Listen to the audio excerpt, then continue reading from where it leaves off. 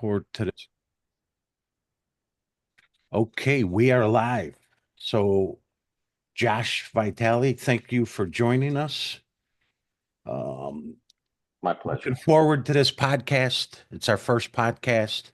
You got a great vision, a great mission, and that's kind of what we're going to go through here. So, tell me about the foundation's mission, the vision, what inspired you to start this foundation, and what's the core mission behind it. Let's start out there. Give Okay, them. awesome. Yeah, thanks, Ray. Okay, so let's see. Let me start with the origin story. Um, so I am a construction guy. Have been for 25 years now. I started in 2000 with IBEW, and I'm a journeyman lineman by trade. Kind of worked my way up through the trade and into leadership, and now I'm actually a general superintendent with Hoffman Construction on semiconductor manufacturing plant. So the project that I'm currently on has about 7,000 workers. We're at about 39 million man hours, and so I have been sort of trial by fire with testing in today's environment what mental wellness looks like and how we can affect large populations of people, and I've been able to test that on my current job site. And then how I got to wanting to do that. I come from a really rough background and a very abusive childhood. I lived with CPTSD for about 35 years of my life, and suicidal ideation for about 20 years of that. Yep. So when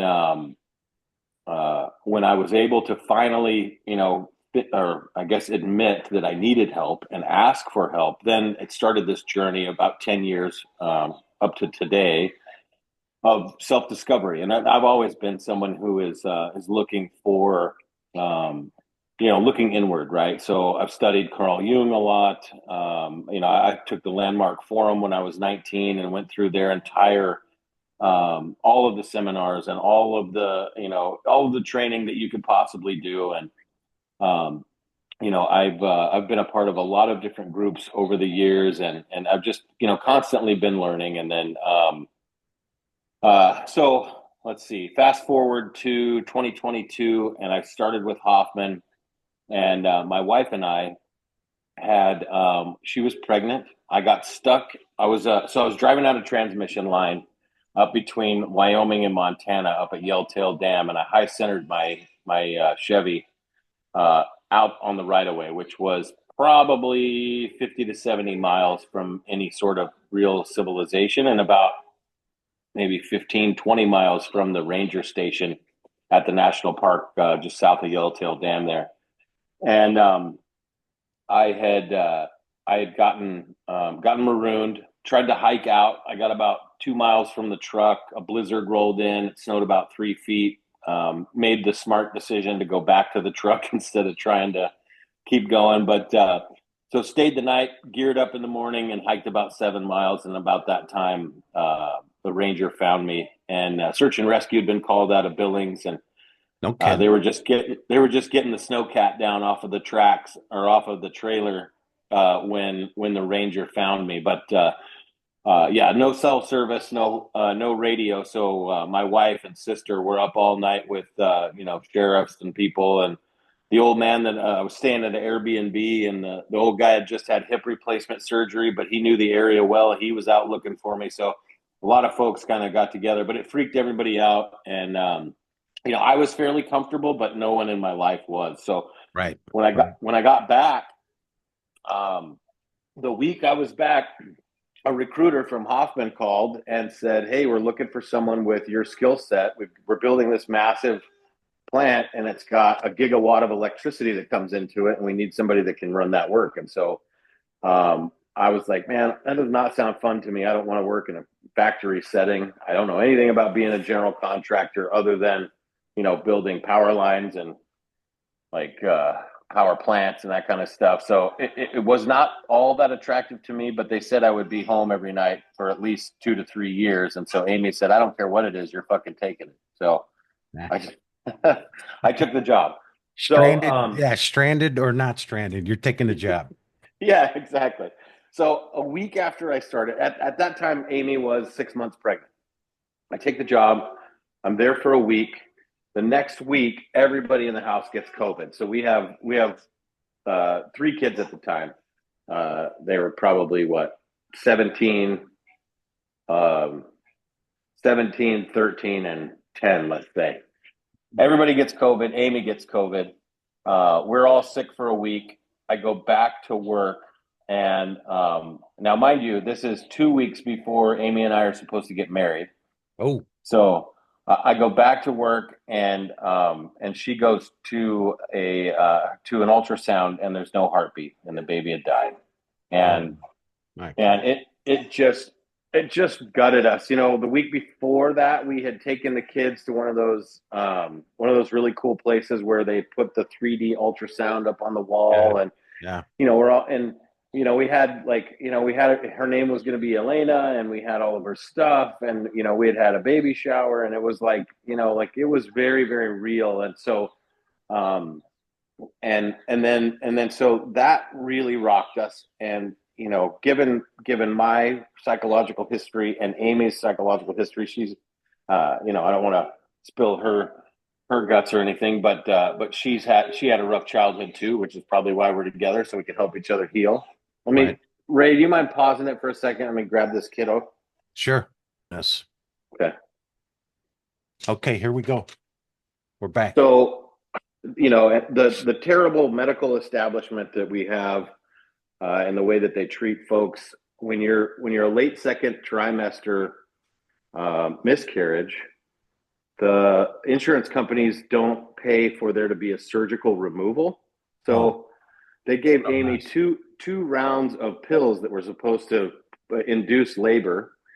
So for, I don't know, the next 10 days, she was, literally in labor. And people that I've talked to that have had to do that say that like actual child labor is 10% as horrible as taking one of those pills, because like when you go into contractions, it comes and goes, but those pills make you go into basically contractions nonstop for like days at a time.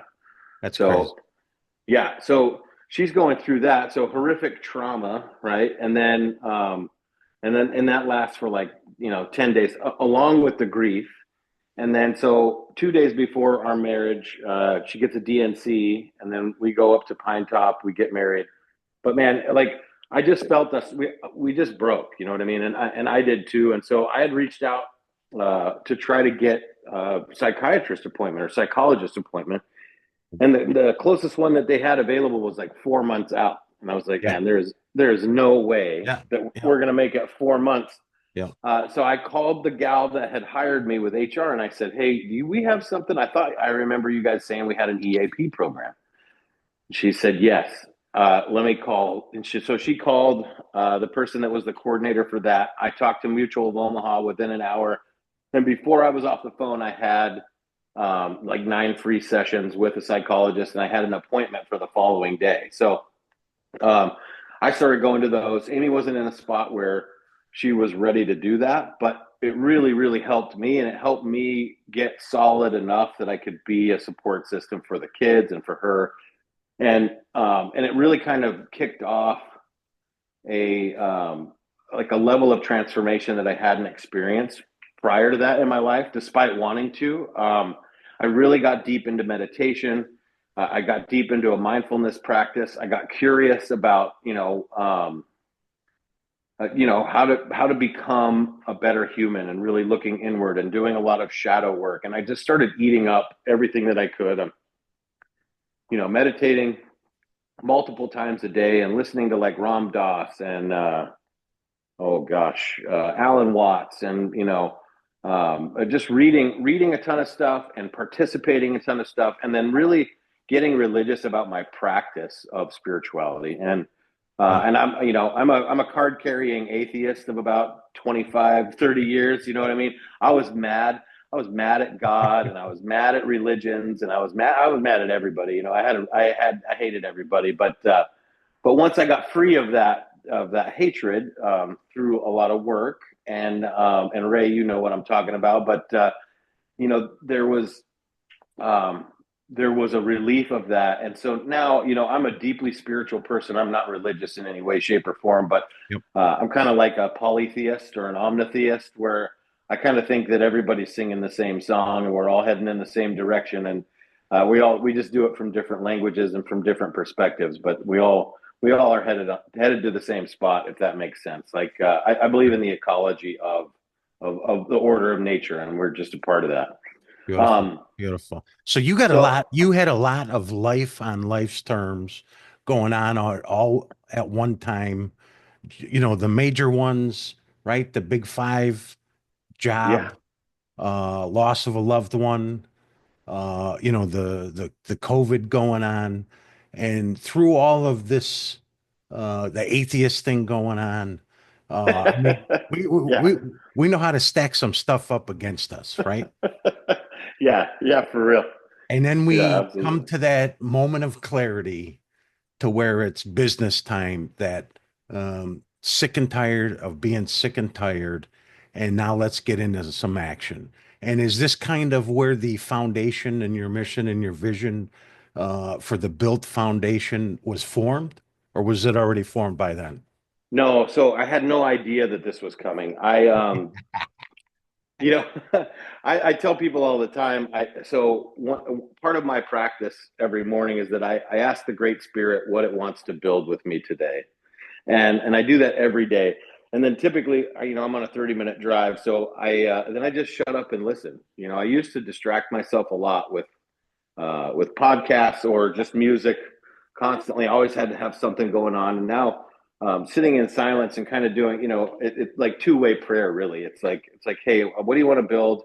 Um, and then just listening and really I don't know how to explain it, and people probably call me crazy if I say it, but it's really this is what occurs for me. I hear from myself the instructions, which is like, hey, I want you to do this or do that or check this out, and then doors keep opening. And I heard it said once, and I live by this, and it's that God shows up with skin on, and I've really started living by that. And I do that on the job site now. I do that in my personal life. I do that now with the foundation, and it's been incredible, the results that have come out of just approaching it from that place. And I'm a skeptic by nature, so I test things, and I tested out, what does prayer look like? I said, I don't believe in anything out there, but I'm going to pray anyway, and I'm going to try it Yep. for 3 months or 6 months. Yep. And if my life is getting better, then I'm going to keep doing it. So I did it. It worked, and I kept doing it, and now I still do it. And what I realized, it doesn't matter who you're praying to, and I don't believe that if there is a higher intelligence or God or any sort of thing like that, that it cares what you call it or how you do it. It's just that you're doing it. And I love, my friend Josh Rizzo says all the time. He's like, dude, we're all praying all the time. We just don't recognize that we're doing it, right? You're praying because you're saying, "Oh, I wish I had this," or "I wish I had that," or "I wish my old lady wasn't nagging me all the time," or "I wish I was better." Those are all prayers, you know what I mean? Yep. And so if you shift to a conscious state of understanding that your thoughts are really prayers all the time, then we start to get I start to get in a place where I'm doing better about being intentional about those prayers, and then I can start answering other people's prayers, which is super cool. So, Yeah. um, And that's what I so was any taught, is that prayer is asking, right? Hey, help me here, help me there, help this person, help that person, whatever.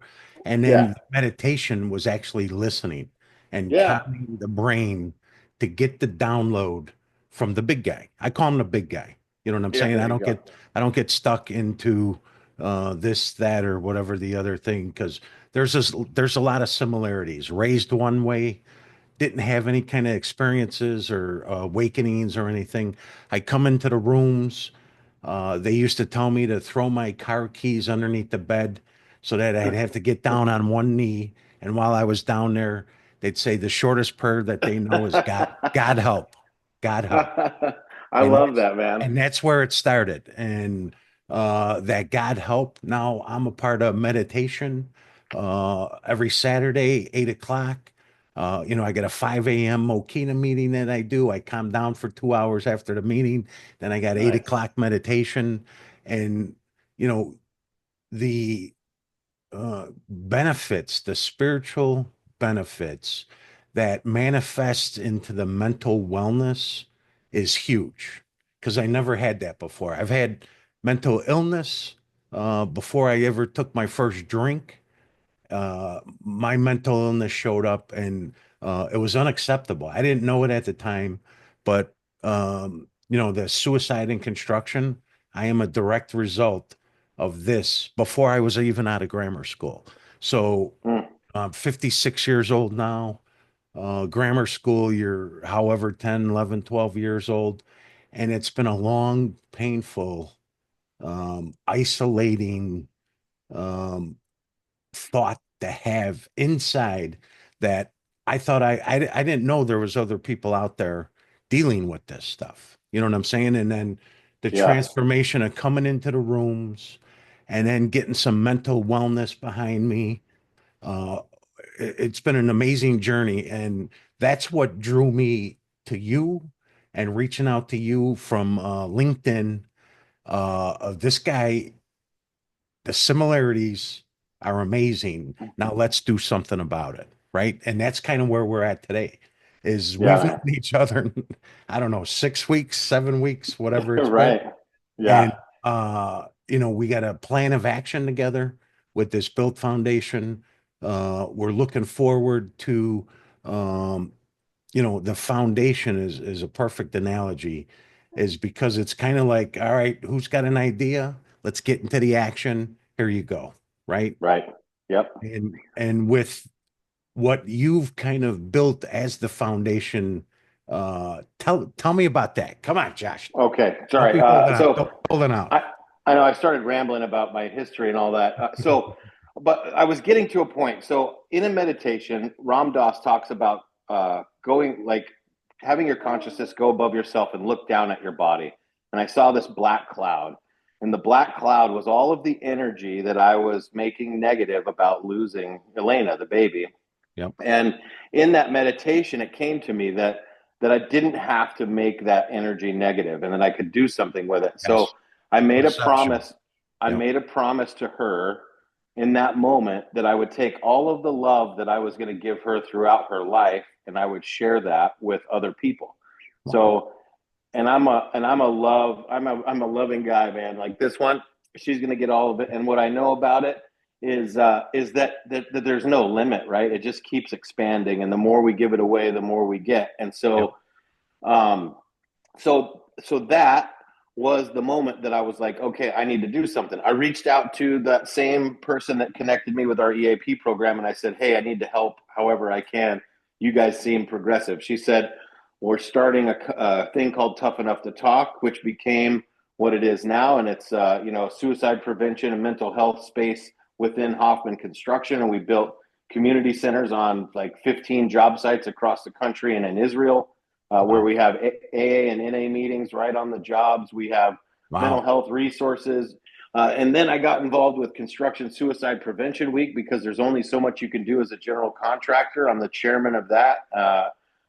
This hasn't been released yet, but we're getting awarded the Innovator of the Year from Sally Spencer Thomas's Constructing Working Minds conference in March in Dallas. Beautiful. And I'm the Arizona Workplace Wellness Chairman for the committee that's with the Arizona Suicide Prevention Coalition. And then so at some point I realized that this was my life's work. And my purpose is to transform people's lives through experience. And that was it took a lot of work to whittle that down, but it is just as simple as that. I'm here to transform people's lives through experience. Um, and then when I had that purpose, once I set my eyes on that, the foundation just became what was needed, right? So as I'm doing all of this work, it keeps coming up like nobody's doing this, nobody's doing this. I kept searching, like trying to find, okay, there's got to be somebody out Yep. there that's putting all these people together that are doing this work and making sure that it's going well and getting funding and handling, legislation and trying to get laws passed that protect people. And like every time I said, who's doing that? People would say nobody. And then I would start asking people, why don't you do it? And they say, well, why don't you? And I'm like, oh shit, now I got to do it. So I keep getting voluntold to do stuff. So I talked to Mark McGinnis, who runs the Seal Legacy charity, and he's actually been mentoring me through this whole process. He's a fantastic human being. And at one point, he was like, "Well," because I was telling him all these things, and he's like, "Well, let me tell you what you're going to do. You're gonna start a foundation, and I'm going to help you." And I was like, "How do you know that?" And he's like, "I don't know. I just know that." And I was like, "Well, shit."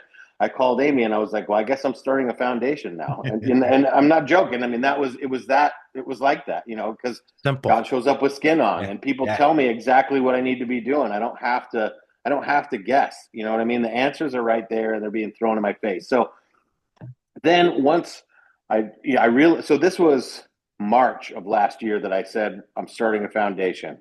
And then for the next 9 months, it was laying the groundwork, connecting the dots, finding the people, having the conversations, one conversation at a time, reaching out to people that seemed like they would be the right folks to work with it. And I have met so many incredible people like yourself, Ray, like Adina, like Ted, like Chris Lullaby out in New Jersey, Yeah, baby. Justin Asbill, Josh Rizzo, Matt Aston, John O'Brien. I mean, I could name 100 people right now that I'm not joking. It's all been the same kind of conversation that you and I are having.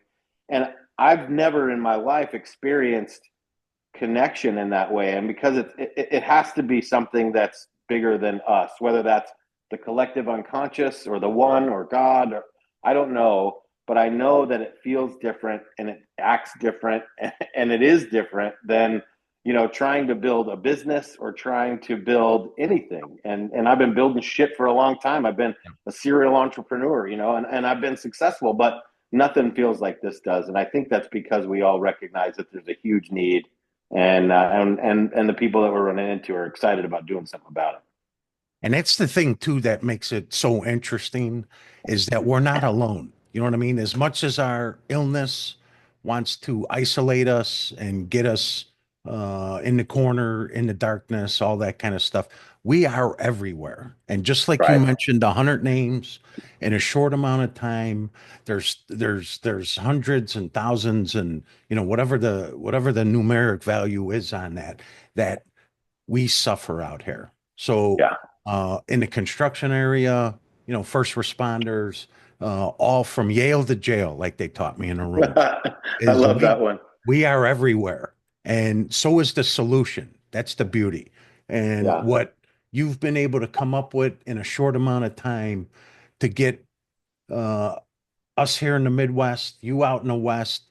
We got Chris on the East Coast. I mean, that's the goosebump stuff. Yeah, it really is. That's the goosebump stuff that drives the passion to take it to the next level because any kind of human being, um, people struggle. Struggling is a part of life, but the suffering part, we could do something about that.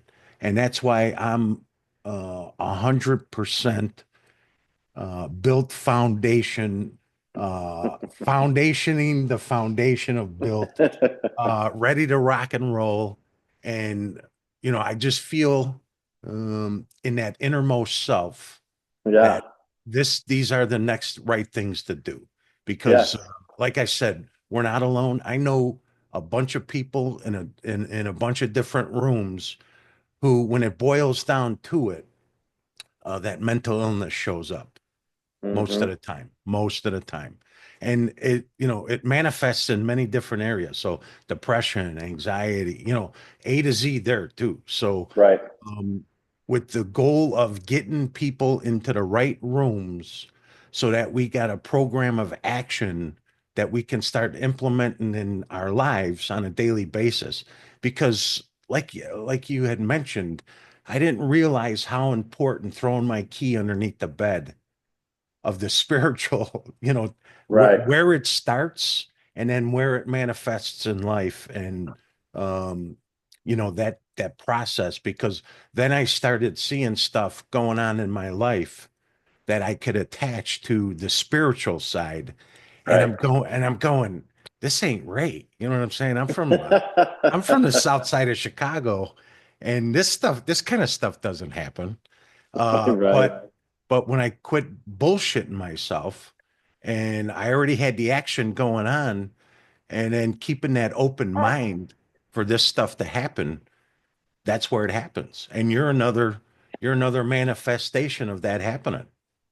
Right. I feel the same about you, man. Like that was no coincidence, and what's funny is once I started getting real about meditation and spirituality, I started seeing synchronicity all over the place. And I really see it now because I think we're doing some stuff that's good for humanity, really. I feel like I'm on the beam, which it's weird for me to say, even as a guy who was a non-believer for so long, but I can't say that I don't feel it. And so Yeah. um, you know, it's beautiful what we've been able to accomplish in the short period of time. But I cannot wait to see what happens once we really get things churning. You know what I mean? Like I feel like we're pushing the boulder up to the top of the hill, and then once we get it, over the precipice, it's going to be wild watching it go all the way down. Yeah, it's going to be an amazing journey. Can't wait to, we keep on doing a little bit at a time, right? A little bit at a Yep. time and dialing us in because when it comes to passion, I know there's a lot of creativity that goes along with it. And narrowing that path into the action steps is really the part that I thrive on. I like being a part of something starting up, coming it out, getting people into the right rooms. And that's kind of what I wanted to ask you about is because you've seen this in action on a job site. So for your company to put wellness trailers or rooms or buildings together, that says a lot. I mean, that's a huge step in the right direction. Um, as far as putting a safe place together that ends up being on the job site. That's huge. Yeah. Yeah, it was so if to speak on that a little bit, Hoffman is and as far as construction goes, they're really good about wanting to be forward thinking, but it wasn't born of, just like progressive mindset. The reason that they got involved and that started was we had two superintendents that were in the same position as I am, but had been with the company for like 20, 25 years, and instrumental in creating their safety program, and like guys that people really looked up to throughout the company died by suicide in the Yep. same year. Yep. And so they were reeling, and they were like, what the fuck do we do? Why are these guys who are pillars of the community and great family men and important pieces of the company, why are they doing this? They didn't, there was no warning, there were no signs, nobody knew. And they just choose to take that option. Yep. And so one of the brothers of those superintendents was senior vice president, and then his name is uh, oh my gosh, I'm drawing a blank right now. Garsky. Adam is his. It was the guy's son. Uh, oh my gosh, Dave Garsky. Sorry.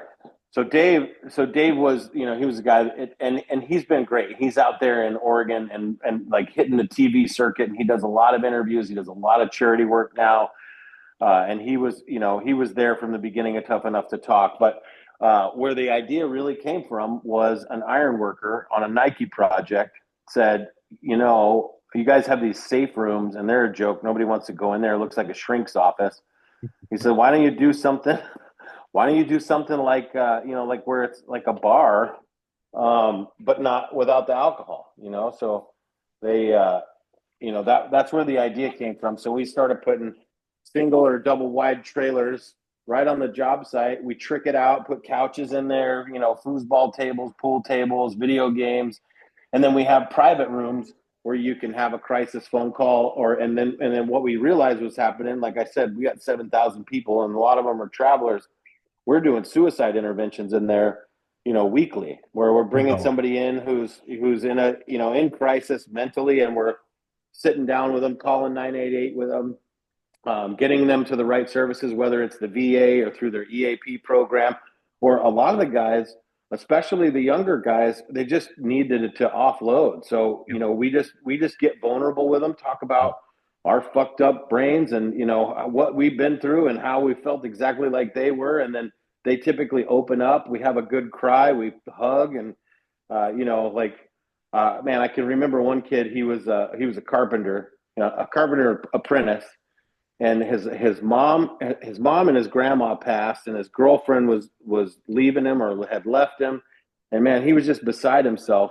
And I was like, and I said to him, we were sitting there, and I said, "Hey, can I give you a hug?" And we've been talking for about an hour at this moment, and I said, "Hey, can I give you a hug?" And he said, "Nobody ever really hugged me." And I was like, "Well, do you mind if I hug you?"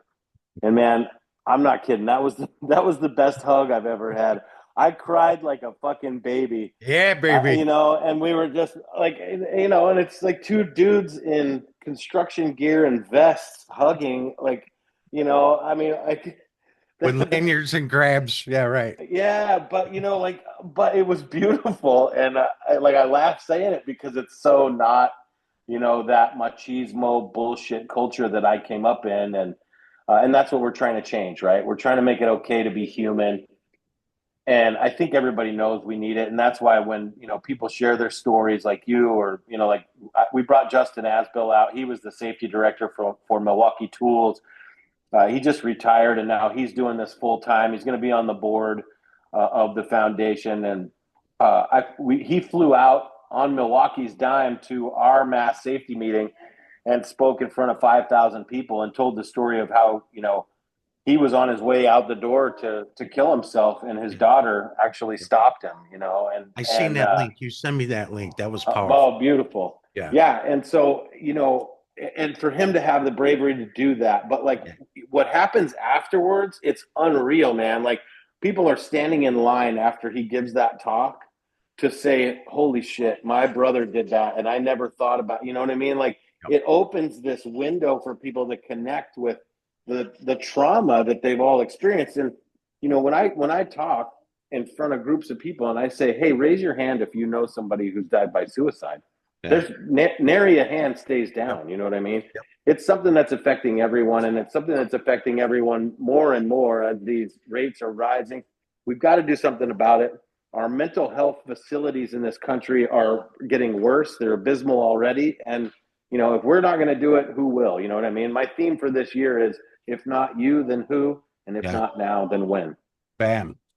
And I mean, that's where the miracles end up happening is it's one person sharing with another person their experience, their similarities.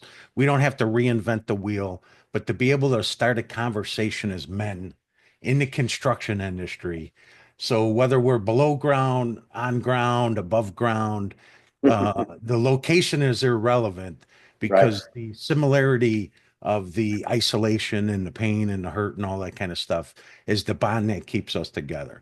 And for somebody just to be able to say, like you've done, and I've heard stories of you, you sharing, of being able to just be on a job site, somebody going through some shit, you have a conversation, and then you're hugging it out like men, right? Like men, That's right. the That's new right. man.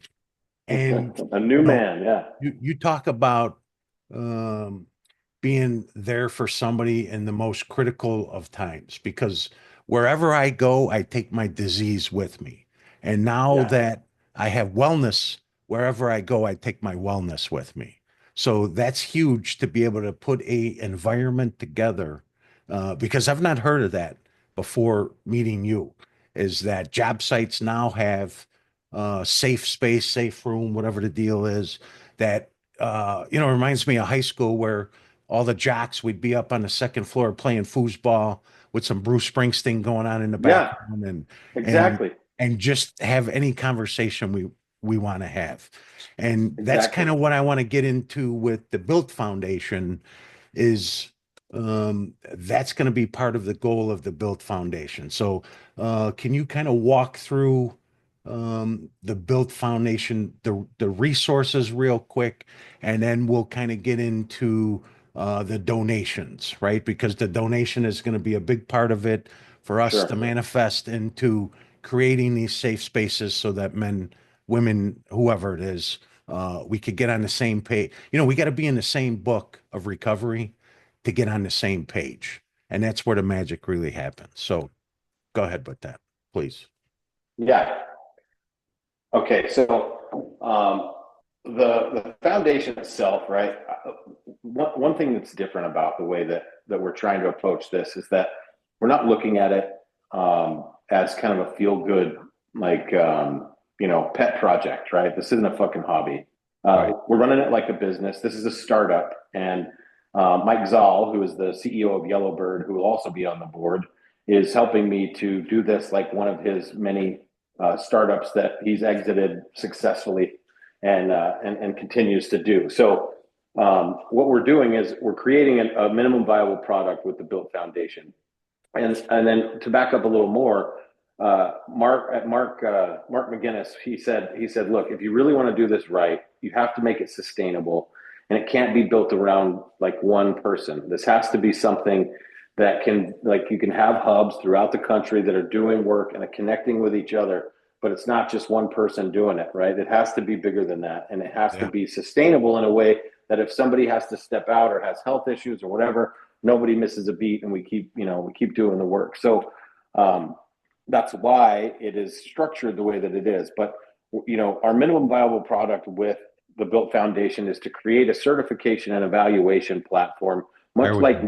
lead certification, which everybody in the construction industry is familiar with. But what we want to do is we want to help companies and job sites and clients create a safe, well environment holistically for their people.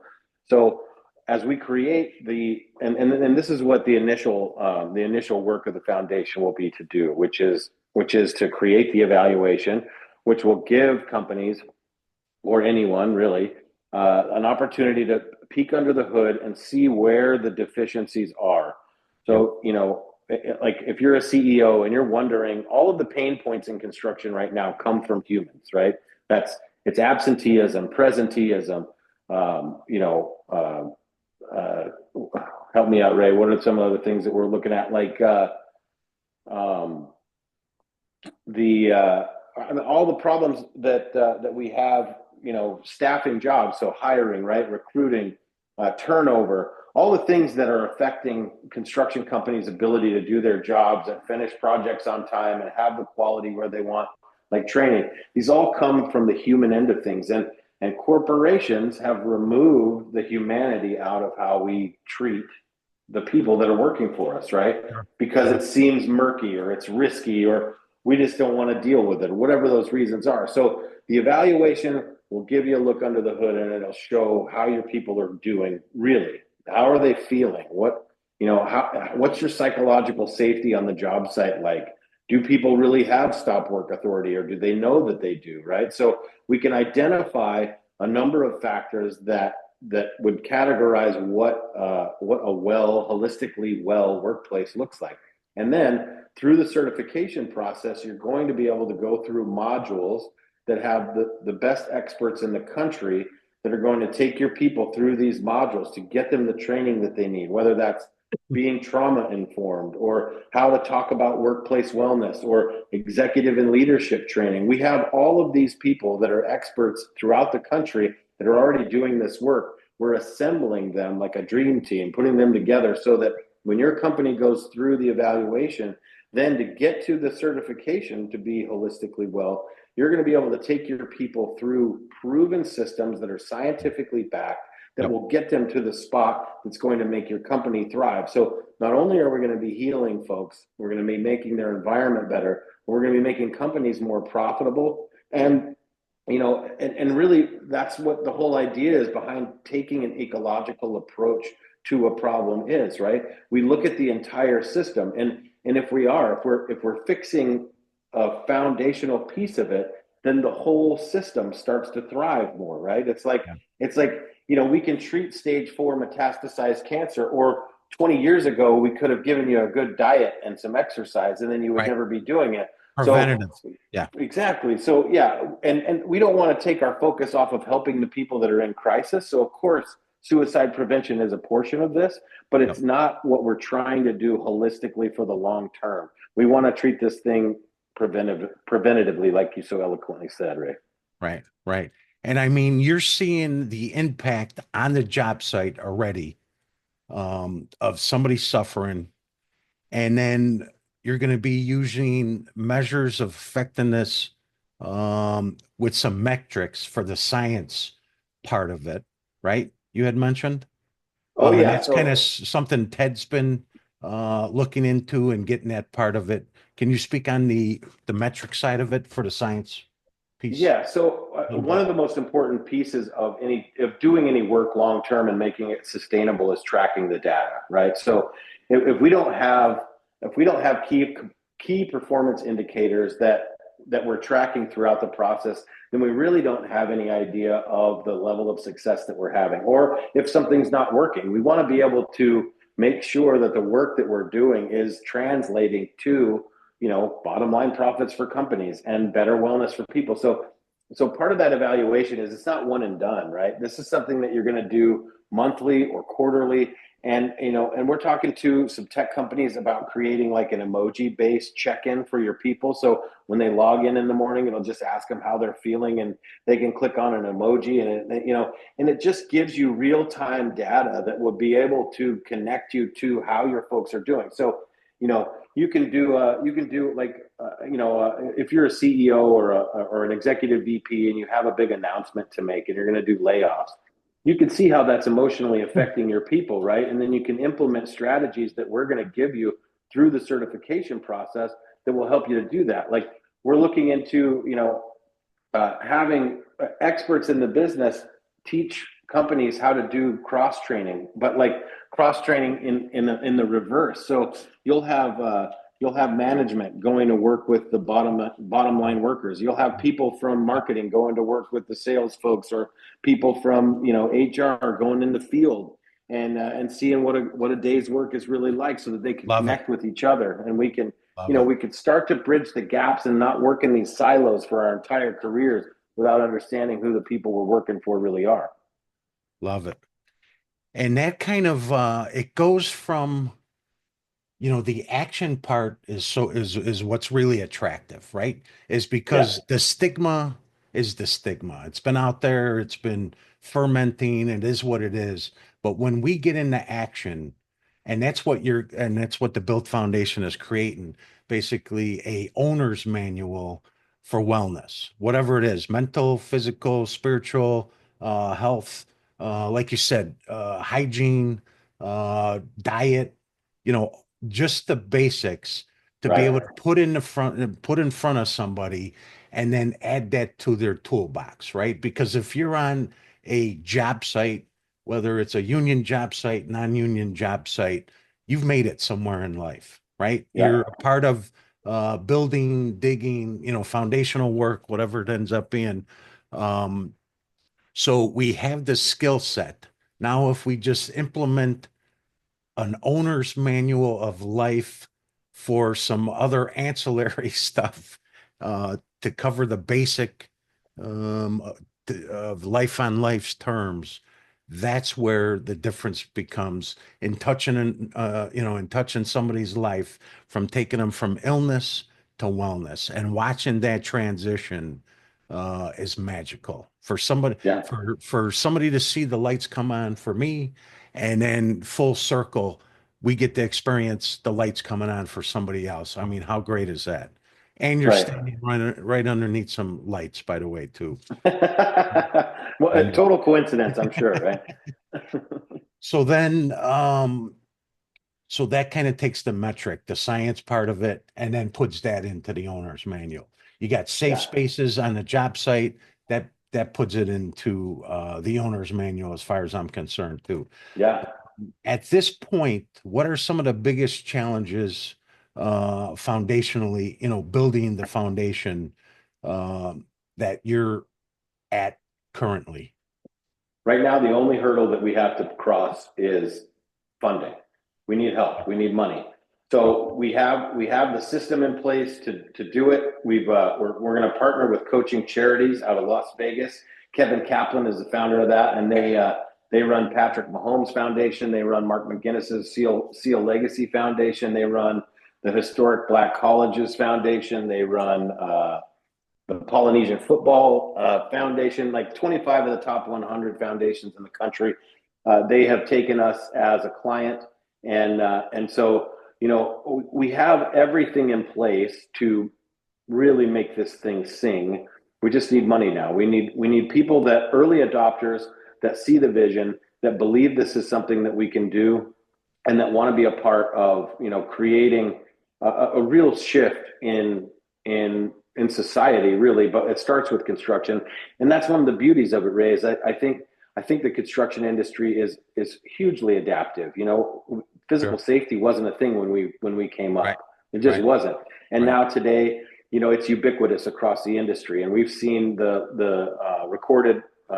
recordable rates drop, The benefits. insanely, Right. right? And I believe that builders by nature are better at doing this, at pivoting, at getting better at doing things, at being innovative.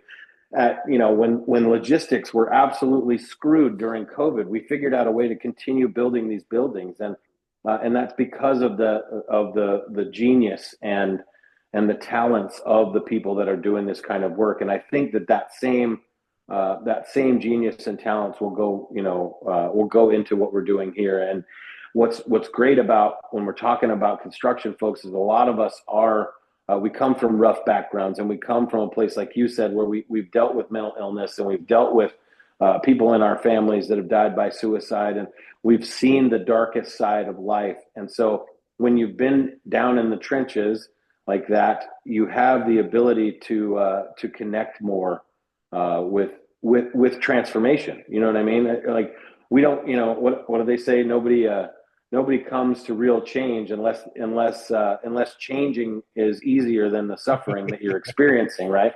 So, I mean, I think it's the same thing. Like, and so, but one of the other things that I think is important was that my vision for this came from realizing that we spend most of our waking lives at work. And if we're not going to work on ourselves from that lens, then we're missing a humongous opportunity. And most people, when they go home, they want to avoid that stuff. But at the workplace, we have an opportunity, because people really do want to be successful, and they want to be a great employee, and they want to do a good job. We have an opportunity to get them as a captive audience to a space where we can help them to heal. And they're more open to doing that, because, well, my job just said that's what we do now. And so we get to utilize groupthink, and we get to utilize these things, these levers that pull us around on a sociological level in the workplace, where we don't really get to do that in people's personal lives. So it's a fantastic opportunity to get these sort of ideas in front of people, and not force them, right? They can take what they want and leave the rest, but the ones that resonate with them will resonate in a way that changes their lives for the better, and then it makes us a better nation, a better company, and just a better community. Beautiful. Beautiful. So let's talk funding goal, since that's a big challenge with with the startup of the Build Yeah. Foundation. What's 2025's goal funding wise? Funding wise, I'd like to see $1.5 million raised in 2025. We want to start with $100,000 in January. And I don't think that's an unattainable goal with the amount of money that is spent in this industry, on what it costs, for absenteeism, right, and high healthcare costs, and the amount of money that's being spent, and really, on the balance sheet, it doesn't even show up. It's the hidden costs Yep. of what happens when we're not taking care of people. So, us raising $100,000 in an industry with 1.6 million construction companies is not going to be. That's not a big number, but it's going to take some work, and it's going to take some visionary people to put their money where their mouth is. I agree. I agree. I think it's definitely achievable, and I look forward to that part of it as well. Because you Me think too. about it, you take one person from illness to wellness on a job, just one person. What's the math end up coming out on that? It'd be interesting to see the metrics on that part of it. It's $150,000, actually. Yeah. So there you go. Somebody did that math. I don't remember who, but I saw that number. It's one death by suicide actually costs a company in the ancillary damages that happen from the negative pressure on performance of the individuals that are around. That costs a company about $150,000. Then direct costs. Not that isn't assuming all of the other things that it costs it down the road. Unbelievable how the math adds up so quick Yeah. because of the pain and the suffering that's going on out there. So we're at the growing stages, right? Funding's going to be a big one. Uh, Yeah. I love where we're at. I love where we're going. Um, so now let's talk about how do we engage with local, global, to raise awareness about the mental health and the suicide part of it. Well, the best thing that you can do is start in your sphere of influence, right? And really, the best thing that you can do is start with yourself. So, people that we talk to, it's what I tell everyone that I talk to is this: I want you to hear what we're talking about doing, and then I want you to go home and I want you to do, reflect, right? I don't know if everybody has a meditation practice, but if you don't, just think about it. Sit there, take some time, think and reflect, and think about what it is that you feel, what comes up that you feel like needs to be done in your community, right? In your family, for Yep. yourself. What is it that you've been putting off that you've known for 20 years that if you did this, your life would be better? And then reach out to one of us and say, hey, this is what I think I need. And then I guarantee if we get you to that space of you doing that for yourself, you'll be able to take that and give it to thousands of other people. So, Beautiful. the beauty of doing this in your own personal way is that you create your own purpose, and then you can take that purpose and go help others with it. So, and Love it. then that translates to your job, to your community, right? And then it starts to just grow from there. So we crawl, walk, run with everything. Start with ourselves, and then start to help those around us. Beautiful. Love it. How can individuals, communities, business support the Build Foundation and contribute to its mission? Well, right now, if you have a dollar or $10 million and you want to help us out, go to getbuilt.org, and that'll take you through the donation page. You can put your payment in right there. If you want to talk more about it, you can give me a call. You can find us. You can find me on LinkedIn as well. And I'm available anytime to speak to anybody you like. I'm sure Ray, you'd say the same, right? Absolutely. And then I'll figure out how, since it's our first podcast, I'll figure out how to put the link in the description. I hear Okay. that during the YouTube videos, so I Yeah, just I'm got sure to we could figure do out that. what that means and how to do it. Right on. Okay, so kind of wrapping up here. A couple more questions. I know you got time. Thanks for your time. The future Of of the course. foundation. What are your future plans for expanding the foundation, improving on the programs, right? Yeah. Okay. So, one thing is I don't know, right? I don't know how far it's going to go, and I don't have a crystal ball. And doors keep opening that I never imagined would be open. But what I envision now is getting to a point where we're talking about making construction sexy again. You know what I mean? We need to change the perception of what it means to be a builder in this country. And we're Yeah, not going to rebuild America without doing that. So, I want to see musicians and artists and chefs and, everybody in the community start talking about that we need builders to do the things that we're going to do if we want to continue growing as a country and survive as, a bastion of hope in the world. So, um, we have to change the perception of construction. We got to do that by you know, apprenticeship programs and education, getting kids out of high school. We got to get building trades back into schools. We have to make it okay to want to be a builder. And then, women, we have to, two out of every, two out of every college student graduating right now, or I'm sorry, two out of every one college student right now is female. So we've got to get women involved. We've got to start treating women with respect. We've got to find a way to get women involved in the building process, and that doesn't mean you have to strap on tool belts, right? right. There's so many industries that support that. That's engineering, that's architecture, that's construction management, that's project management. So we need to have degrees that are bringing people out through into the construction internships and then into these companies that are running this work. And we've got to get help from legislators. So we need to be lobbying. We need help from Congress. We need help from local governments. So like Michelle Heiliger, who's a mayor in Missouri.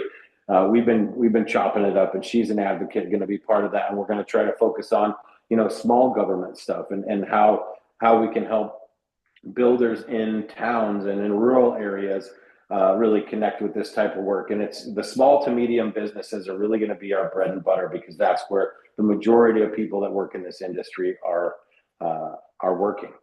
Got it. Got it. Let me see. I think we've covered a lot. Is there anything upcoming events or new projects that you're particularly excited about? I know you got a lot of exciting things going on, but is there anything specifically coming up that you'd like to speak on? So Construction Suicide Prevention Week. We're going to be, like I said, accepting an award for Innovator of the Year. When is that? And that's at the Constructing Working Minds conference, which I believe is in March. Don't quote me. You might want to check my dates on that. But it's in March in Dallas, and then actually Justin Asbill and Josh Rizzo are going to be at a conference in Florida next week, and they're doing a whole workshop on mental health and how to implement that stuff on your job site and in your company. So tons of great stuff going on. If you LinkedIn or Built has a LinkedIn page as well, so you can follow that and share that with your people, and then we'll keep updated on what's going on throughout the country and who's doing the good work out there. Beautiful. What's that LinkedIn for the Built Foundation? It's the Built Foundation on The LinkedIn. Built Foundation Yeah. for LinkedIn. Yep. Do you have any other social media that you'd like to mention? I don't. So I really don't do social media other than LinkedIn. Beautiful. Me neither. I'm sure they'll tell us to change that at some point, but for right Hopefully we now, can get somebody who's good at it to do it, because that's not my forte. yeah, no doubt. Okay, let's see.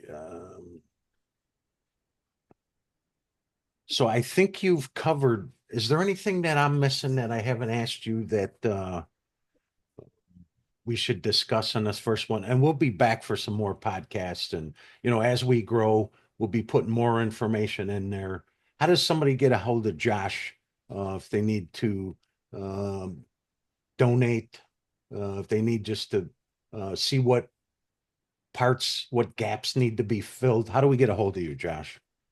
Let me give you my phone number, and I'll give you the one that anybody can call anytime. And it is, let's see, it is 323 Three, two, 741 741 1234.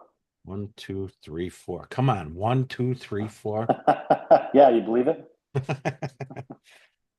And then I guess I'm gonna end it here. Is there anything you'd like to add? Or do you feel pretty comfortable that we have covered a good snapshot of building the Built Foundation, where it's at, what we're looking to do and where it's going? Yeah, I think you got me to spill my guts. You're a pretty good interviewer, Ray. Howard Stern might be mad that you're taking a run for him, but I think we've done a good job covering it. The one thing I would say is that if you are looking at donating, every dollar spent on wellness, and this is from the Harvard Business Review, for every dollar that you spend, it comes back sixfold in return on investment. So every dollar you spend makes you $6, and that's the thing. That it doesn't have to be about doing the right thing, although we are doing the right thing. It can be about being profitable. You can make it about whatever you want to make it about. Just do it. That's all I have to say. Fill the gap. Fill the gap. We got Yeah. a lot of gaps to fill. All Yeah, right, man. Josh, you're the best. Appreciate your time. Hey, you too, God buddy. bless. Like I said, once I get familiar with this thing, we get somebody filling in the blanks for in the description, all that kind of stuff. We'll add that kind of stuff, put the Built Foundation in there. Thanks again. Look forward to this journey and have a great day. Appreciate Yeah, your thank you, time. buddy. All right, talk to you soon. Take care. Okay, you too.